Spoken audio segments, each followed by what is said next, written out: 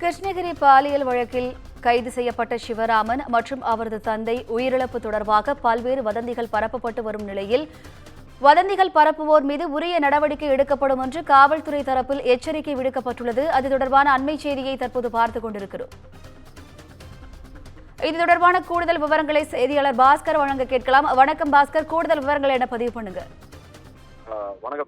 அதாவது கிருஷ்ணகிரி மாவட்டம் பகுதியில் நடைபெற்ற பாலியல் வன்கொடுமை தொடர்பான வழக்கில் நாம் தமிழர் கட்சி முன்னாள் நிர்வாகி சிவராமன் உயிரிழப்பை பற்றியும் அவரது தந்தை இறப்பை பற்றியும் தவறான செய்தியை பரப்புவோர் மீது சட்ட ரீதியான நடவடிக்கை எடுக்கப்படும் என காவல்துறை எச்சரிக்கை விடுத்துள்ளது.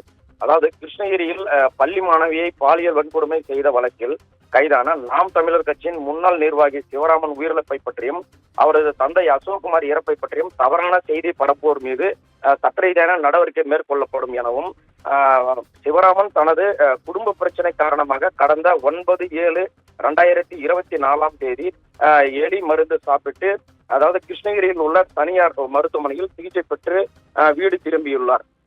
இதற்காக நாம் தமிழர் கட்சி சார்பில் நிதியம் வசூல் செய்து கொடுக்கப்பட்டுள்ளது எனவும் சிவராமன் கைது செய்வதற்கு 2 தினங்களுக்கு முன்பு எலி மருந்து அதாவது சாப்பிட்டதாக அவரே ஒப்புக்கொண்டுள்ளார். மேலும் சிவராமன் எலி மருந்தை எடுத்துக்கொண்டதை மருத்துவர்கள் மெடிக்கல் ஹிஸ்டரி அதிலும் குறிப்பிட்டுள்ளனர் எனவும் சிவராமனின் தந்தை அசோக்குமார் தனது இருசக்கர வாகனத்தில் திம்மாபுரத்தில் இருந்து காவேரிப்பட்டினம் நோக்கி சென்ற பொழுது அதாவது தேர்ப்பட்டி அதாவது தனியார் திருமண மண்டபத்திற்கு எதிரே இவர் குடிபோதையில் நிலை தடுமாறி கீழே விழுந்து இருசக்கர வாகனத்தில் சென்ற பொழுது கீழே விழுந்து தலை மற்றும் தோள்பட்டையில் ஏற்பட்ட காயத்தின் காரணமாக சம்பவ இடத்திலேயே உயிரிழந்துள்ளார்.